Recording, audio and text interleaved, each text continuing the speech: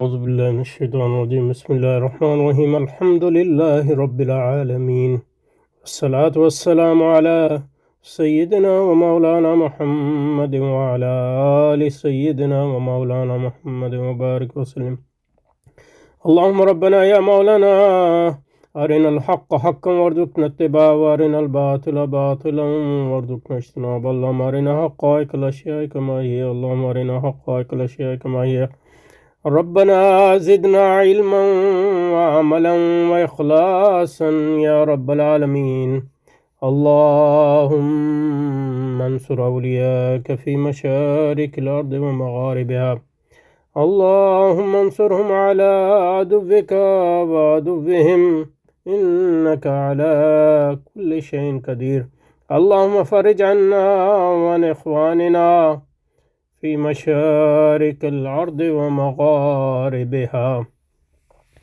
اللهم نفس كربنا وكربهم وثبت أقدامنا وأقدامهم والطف بنا وبهم يا أرحم الراحمين يا رب العالمين وصلي وسلم على سيدنا ومولانا محمد وعلى آل سيدنا ومولانا محمد وبارك وسلم سبحان ربك رب العزة عما يصفون وسلام على المرسلين والحمد لله رب العالمين برحمتك يا أرحم الراحمين آمین آمین یا رب العالمین۔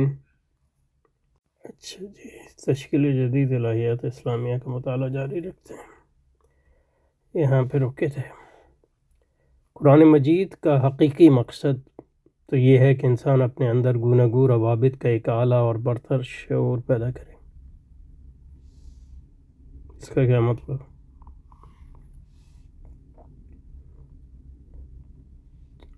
اپنے اندر ابھی بات جاری ہے۔ اپنے اندر ان گوناگو روابط کا ایک اعلیٰ اور برتر شعور پر ہے جو اس کے اور کائنات کے درمیان قائم ہے۔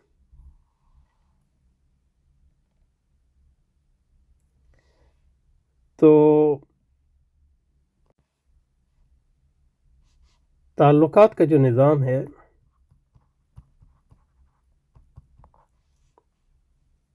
وہ اہم ہے، کیونکہ فرد جو ہے اس کا تعلق اپنے آپ سے، فرد کا فرد سے تعلق، فرد کا دوسرے افراد سے تعلق، یہ ریاست و معاشرے کی بنیاد ہے۔ یہ آپ کے اندرونی روحانی زندگی کی بنیاد ہے، اور فرد کا کائنات سے تعلق، یہ تعلقات کا ایک نظام ہے۔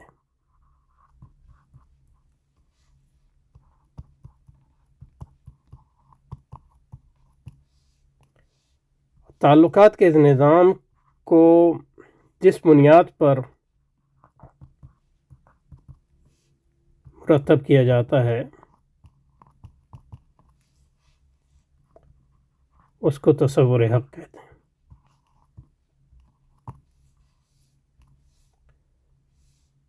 اور تصور حق جو ہے وہ کسی نظام کا مقصود ہوتا ہے، اس کو قائم کرنا۔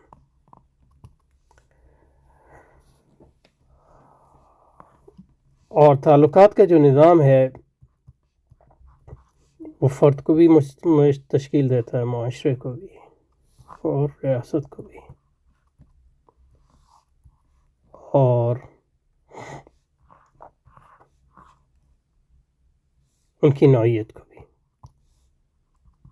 ان کی نوعیت جو ہے اس بنیاد پہ متعین ہوگی کہ وہ کس نظام ہے، کس حق کے کس تصور پر وہ تعلقات کا نظام جو ہے وہ استوار ہے۔ تو یہ کہہ رہے ہیں کہ قرآن مجید کا مزید انسان اپنے اندر گوناگو روابط کا ایک اعلیٰ اور برتر شعور پیدا کرے، لیکن یہ کہ وہ اعلیٰ اور برتر شعور کیا ہے، یعنی اس لحاظ سے تو یہ ایک فارمیلٹی ہے۔ اعلیٰ اور برتر شعور جو ہے آپ حق کی بنیاد پہ بھی قائم کر سکتے ہیں، اور جس کو ہم حق نہیں سمجھتے باطل، اس کی بنیاد پہ بھی قائم کر سکتے ہیں۔ اعلیٰ اور برتر شعور ہونے کا مقصد یہ نہیں ہے کہ وہ شعور جو ہے درست ہے، کیونکہ شعور ہے اور ایک وہ ہے یعنی جس کو دوسرا ہے ریفلیکشن یا تفکر. ایک تو شعور ہے، دوسرا یہ کہ شعور کا شعور، اسی کو تفکر کہتے ہیں. تو یہ ایک اس کی اعلیٰ درجہ ہے. لیکن یہ کہ اعلیٰ درجہ ان معنوں میں ہے کہ یہ میٹا لیول تھنگ ہے، ہائی لیول تھنگ ہے. شعور جو ہے اس کا آبجیکٹ جو ہے کائنات ہے، لیکن جو تفکر ہے اس کا آبجیکٹ بھی کائنات ہو سکتا ہے. لیکن یہ کہ کائنات کا جو آپ کا شعور ہے وہ بھی اس کا آبجیکٹ ہو سکتا ہے. تو اس کو سیلف ریفلیکشن کہتا ہے. تو اس کو ان معنوں میں اعلیٰ کہہ سکتے ہیں کہ یہ میٹا لیول کا شعور ہے، لیکن ان معنوں کو اعلیٰ نہیں ہے کہ وہ لازماً درست ہوگا. وہ حق بھی ہو سکتا ہے اور وہ باطل بھی ہو سکتا ہے. اور ترجمہ صحیح کیا ہے تقریباً، کیونکہ اصل ہے the main purpose of the Quran is to awaken awaken in man، آدمی میں the higher consciousness of his manifold relations with God and the universe. ہاں، یہاں انہوں نے خدا کا لفظ استعمال نہیں کیا، لیکن ٹھیک ہے، وہ خدا یہ نہیں تھا، کائنات اور خدا.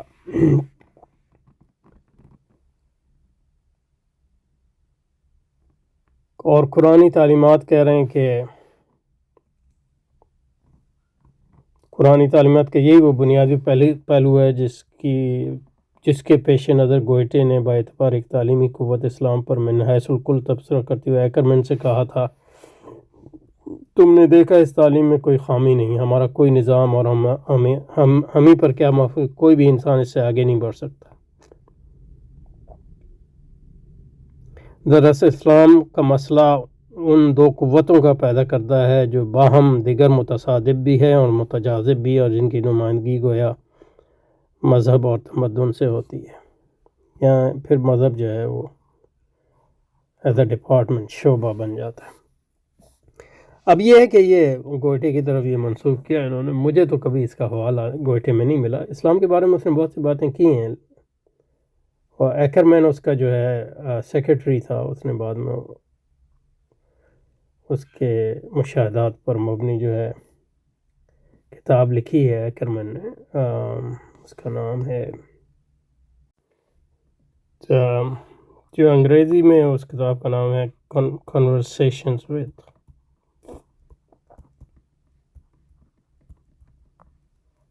گوئٹے. گوئٹے سے اس کی جو گپ شپ ہے وہ یہ یعنی جو گفتگویں اس کی ہوئیں، اس کی ایک یادداشت ہے. جرمن زبان میں اس کا ٹائٹل گسپریخے مٹ گوئٹے.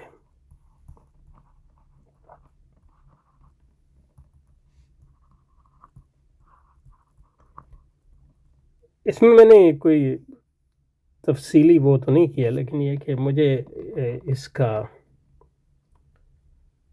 حوالہ کبھی نہیں ملا. لیکن جو انگریزی علامہ اقبال کی تشکیل جدید الہیات اسلامیہ کا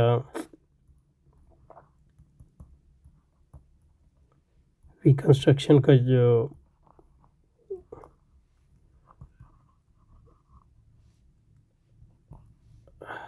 طبع ہے، ایڈیشن ہے، اس پہ جو نوٹ ہے اس میں لکھا ہے کہ یہ صفحہ جو جان آکسفورڈ کا ترجمہ ہے، اس کے صفحہ 41 پر یہ اقتباس ہے. تو جس کو دلچسپی ہو دیکھ لیں. میں نے اصل میں دیکھنے کی بھی کوشش کی، یعنی کوئی ایگزاسٹیو سروے تو نہیں کیا میں نے، لیکن یہ ہے کہ مجھے نہیں ملا. ہو سکتا ہے کچھ طبعات میں ہو، کچھ طبعات میں نہ ہو وغیرہ.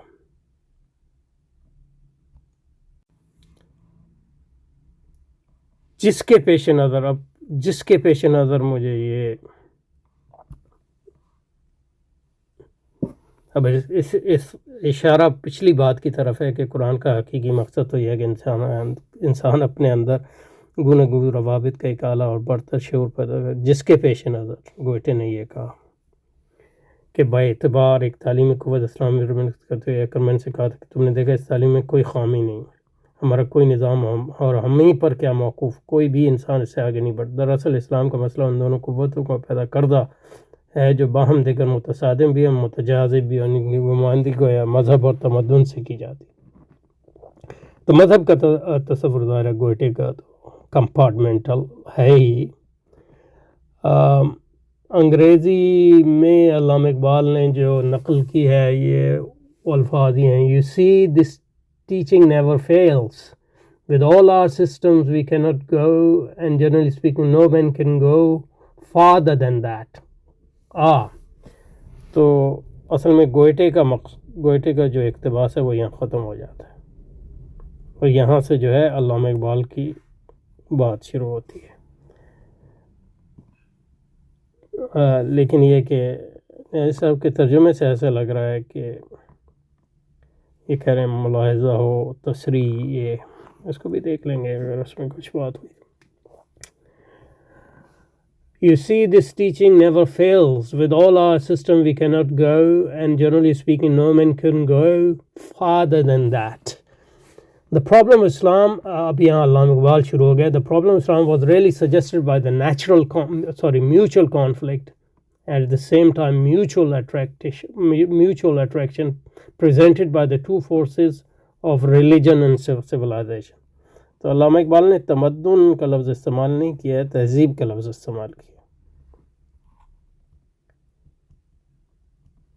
ہو سکتا ہے تہذیب اور تمدن جو ہے وہ ایک ہی معنی میں ہم معنی لفظ ہوں، لیکن یہ کہ عموماً سویلائزیشن کا ترجمہ تہذیب کیا جاتا۔ گو کہ علامہ اقبال نے اپنی شاعری میں اس کو آلموسٹ ساتھ ساتھ استعمال کیا، تہذیب، تمدن، کلام، اس قسم کی واجہ کی ہے، بتان عجم کے پجاری تمام وغیرہ وغیرہ۔ تو کیا کہہ رہا تھا میں، لیکن یہ سمجھ میں نہیں آیا کہ گوئٹے کا جو، یعنی ابھی تک سمجھ میں نہیں آیا کہ گوئٹے کا جو کوٹیشن یہاں دے رہے ہیں اس کا ان کی پہلی بات سے کیا تعلق ہے۔ قرآن کا حقیقی مقصد ہے کہ انسان کے اندر گفتگو روابط کا ایک اعلیٰ اور بڑھتا شعور پیدا کرے۔ یہ نیازی صاحب کا جس حوالہ دے رہے ہیں اپنے تصریح کا، اس کو بھی دیکھ لیتے ہیں۔ تو اب کیونکہ جو ہے پہلے اس کو دیکھتے ہیں، مذہب اور تمدن سویلائزیشن عبارت اس شعوری اور ارادی جدوجہد سے انسانی زندگی کو گوناگون تقاضوں کے پیش نظر اس لیے کرتا ہے کہ اپنی احتیاجات، عزائم اور مقاصد کی تقسیم کر دیں۔ تمدن جو ہے وہ جدوجہد کا نام ہے۔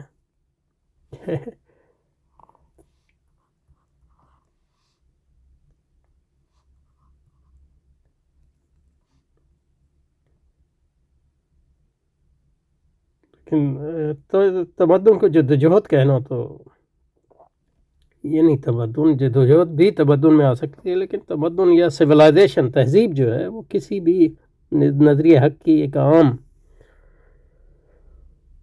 غلبے کی شکل کو تہذیب کہتے ہیں۔ اس کو مدنیت بھی اگر کہہ دیں، تمدن، اب یہ مجھے نہیں پتا کہ یہ ایک ہی چیز ہے کہ نہیں۔ بہرحال کہہ رہے ہیں کہ تمدن عبارت ہے اس شعوری اور ارادی جدوجہد سے جو انسانی زندگی کے گوناگون تقاضوں کے پیش نظر اس لیے کرتا ہے کہ اپنی احتیاجات، عزائم و مقاصد کی تکمیل کر سکے۔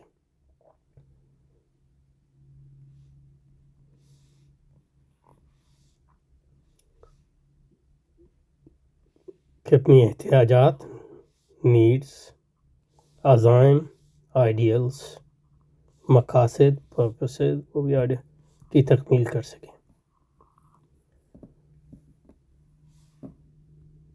تہذیب کا دیکھتے ہیں یعنی لغت میں کیا ترجمہ ہے۔ یہ کیمبرج ڈکشنری کی سویلائزیشن کی تعریف ہے، دیکھتے ہیں اس کو۔ Civilization refers to a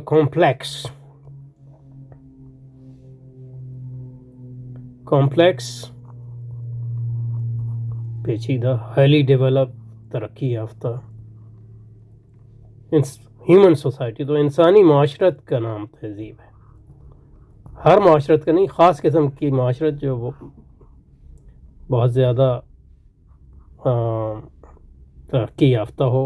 ترقی کا مطلب اب اس میں کیا ہے، کمپلیکس ہو، پیچیدہ ہو. یعنی مطلب یہ کہ جو سادہ طرز زندگی کو یہ تہذیب نہیں کہتے. اچھا، اس لیے تمدن بھی اس لیے کیونکہ تمدن آتا ہے مدنیت سے، اور مدنیت مدینہ سے نکلا ہے، جس کا عربی میں شہر. تو شہر جو ہیں وہیں سے تہذیبیں، شہری ریاستیں قائم ہوئیں، تہذیبیں قائم ہوئیں. تو وہ معاشرہ جو ہے کمپلیکس اور ہائیلی ڈیولپ. کریکٹرائز بائی تہذیب کے کریکٹرز کیا ہیں؟ اربن سیٹلمنٹ،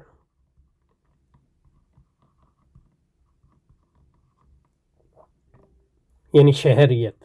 تو اس لیے مدنیت کی ایک یعنی شہروں میں یہ دیہاتوں کی زندگی. سوشل اسٹریٹیفیکیشن، یعنی مطلب یہ ہے کہ معاشرتی درجہ بندی. وہ تو دیہاتوں میں بھی ہوتی ہے، بڑے بڑے دیہاتوں میں. بہرحال آرگنائز گورنمنٹ، منظم حکومت. حکومت کا ہونا بھی ضروری ہے. حکومتیں قبائل میں بھی ہوتی ہیں. ایڈوانس ٹیکنالوجی کا بھی ہونا ضروری ہے. اور ثقافت بھی تہذیب جیسا لفظ ہے. اس کے ثقافت کا مطلب یہ ہے کہ مقبول عام طریقہ ہے زندگی. لیٹس سے یہ کیمبرج یونیورسٹی کی طرف. اب اردو میں دیکھ، اب عربی تہذیب کا لفظ اس سے اس لحاظ سے مختلف ہے. سویلائزیشن میں بھی وہ معنی ہے، کیونکہ حذب یہذب، یعنی اپنی جو حیوانی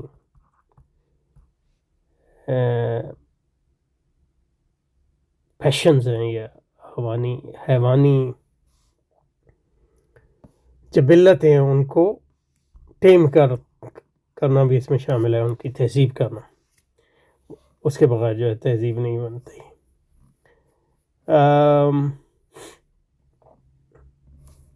اردو میں تہذیب، اس میں جو ہے میں اردو لغت سے دیکھنا چاہ رہا تھا، لیکن وہ مل رہی نہیں ہے.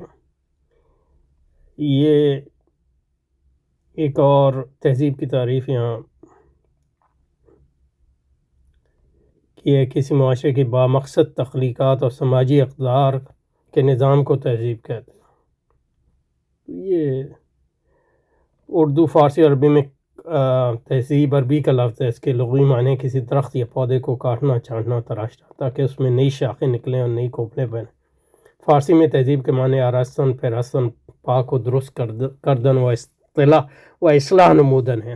اردو میں تہذیب کا لفظ عام طور پر شائستگی کے معنی میں استعمال ہوتا ہے.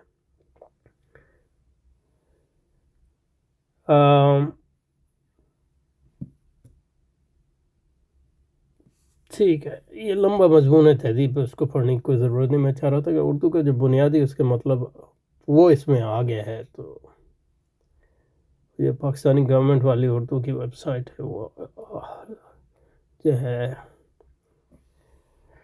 اس وقت ایکسیسیبل نہیں ہے. ٹھیک ہے، واپس چلتا. لہذا تو انہوں نے جو جدوجہد کہا ہے وہ تہذیب کا عموماً مدلول نہیں ہے. کس بنیاد پہ کہا ہے یہ مجھے نہیں پتا. تہذیب جو ہے عام طور پہ جو ہے ان قوسین میں ترقی یافتہ معاشروں کو کہتے ہیں، جو پیچیدہ معاشرے ہوں ان معنوں میں کہ ان میں حکومت بھی ہے، ان میں سوشل ہائرارکی بھی ہے، درجہ بندی بھی ہے، ایڈوانس ٹیکنالوجی میں بھی ایڈوانس ہیں، جو ہم نے ٹیکنالوجی میں بھی ایڈوانس ہیں، اور کلچر بھی ان کا ایڈوانسڈ ہے. اور اس کو عموماً جو ہے اور نظام حکومت بھی ہے، تو اس کو تہذیب کہتے ہیں. مذہب اس کے برعکس وہ نقطہ نظر، وہ اصول و منہاج اور وہ دستور جس سے اس جدوجہد کو ایک مستقل و محکم اساس ملتی ہے. تو یعنی اس لحاظ سے انہوں نے جو مذہب کی تعریف کی ہے، اس کے مطابق مذہب جو ہے اس جدوجہد کا آلہ ہے. تو یہ دیکھنے کا طریقہ صحیح نہیں ہے. تہذیب جو بنتی ہے، تہذیب کو جیسے کہ ہم نے یہاں کہا، یعنی معاشرت جو بنتی ہے، اور معاشرت کا مطلب ہے کسی خاص قسم کی معاشرت ہوگی، تو اس کا مطلب ہے کہ کسی خاص قسم کا فرد بھی ہوگا. اور اس کسی خاص قسم کی طرز حکومت بھی ہوگا، طرز زندگی بھی ہوگا. اس کو تہذیب اگر کہتے ہیں تو مذہب جو ہے اس کی اساس فراہم کرتا ہے. مذہب ایک اساس فراہم کرتا ہے، دوسرے نظریات جو ہے دوسری اساس فراہم کرتے ہیں. تو یہ کہہ رہے ہیں مذہب اس کے برعکس وہ نقطہ نظر ہے، اس کے برعکس تو نہیں ہے، آن دی ادر ہینڈ کہنا چاہ رہے ہوں گے. وہ اصول و منہاج اور وہ دستور العمل ہے جس سے اس جدوجہد کو مستقل محکم اساس مل جاتی ہے. تو یہاں ایسا لگتا ہے کہ مذہب جو ہے یہ ٹھیک ہے اساس ہے تہذیب کی. تو تہذیب کو ہم ایک طرز زندگی کہہ سکتے ہیں جو بڑے پیمانے پر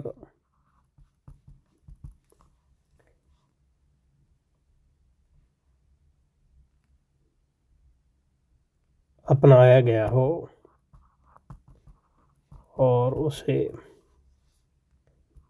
معاشرتی اور ادارتی استحکام حاصل ہو. اس قسم کی کوئی تعریف اگر ہم کریں تو اس لحاظ سے ہم کہہ سکتے ہیں کہ دین، مذہب تو استعمال، دین جو ہے تہذیب کا ایک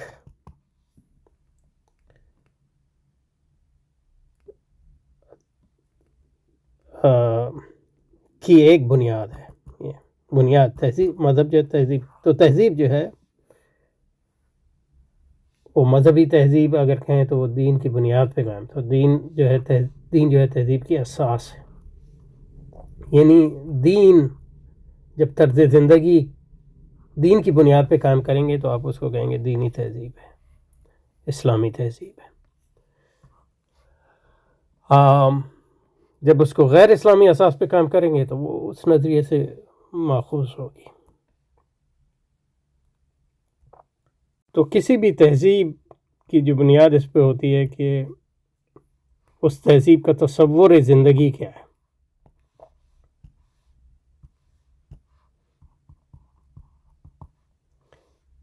تصور زندگی کیا ہے. اگر وہ تصور زندگی اسلام ہے تو وہ اسلامی تہذیب ہے. اور تصور زندگی میں آپ کا یہ ہے گا کہ کائنات کیا ہے، اس کا مقصد کیا ہے، زندگی کیا ہے، زندگی کا مقصد کیا ہے،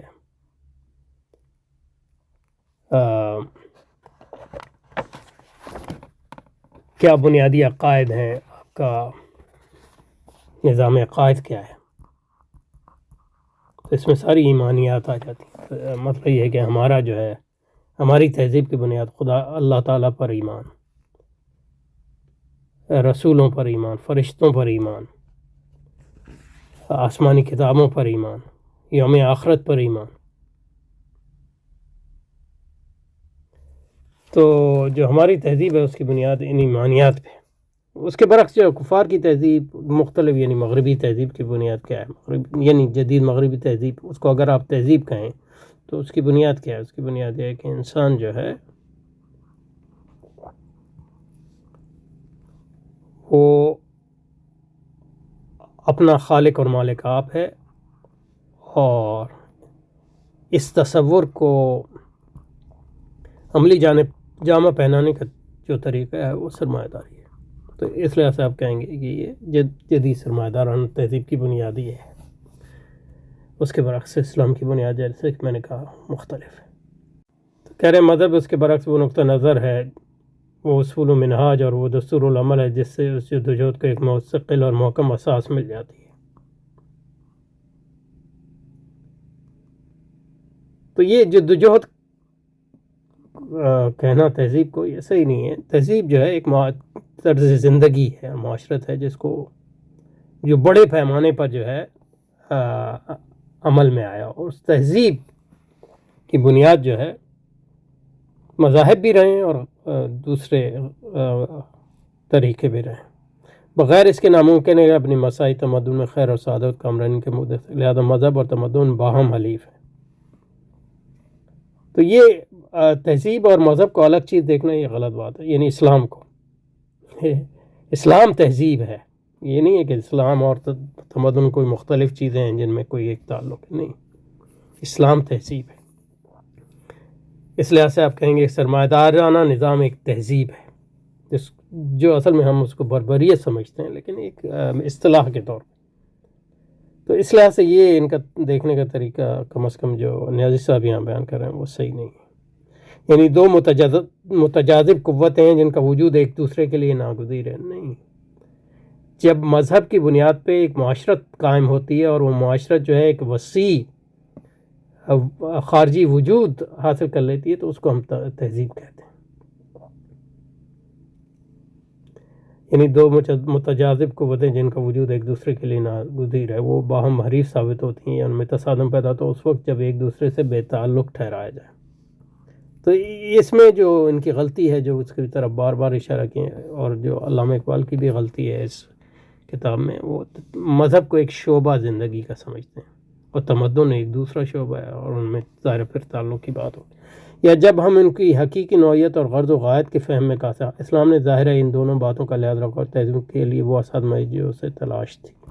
تو اس لحاظ سے جو ہے اسلام جو ہے ایک لحاظ سے انسٹرومنٹل اس کا، اسلام کو ظاہر ان کی یہ مراد نہیں ہے، لیکن جس طرح وہ بیان کر رہے ہیں اس سے یہ لگتا ہے کہ اسلام جو ہے ایک آلہ ہے تہذیب کا. ٹھیک ہے، یہاں پہ رکتے ہیں، اس کو جاری رکھیں گے انشاءاللہ. سبحانک اللہم و بحمدک، نشہد ان لا الہ الا انت، نستغفرک و نتوب الیک. وصلی وسلم علی سیدنا و مولانا محمد وعلی آل سیدنا و مولانا محمد وبارک وسلم. سبحان ربک رب العزت عما یصفون وسلام علی المرسلین والحمد للہ رب العالمین برحمتک یا ارحم الراحمین. آمین آمین یا رب العالمین.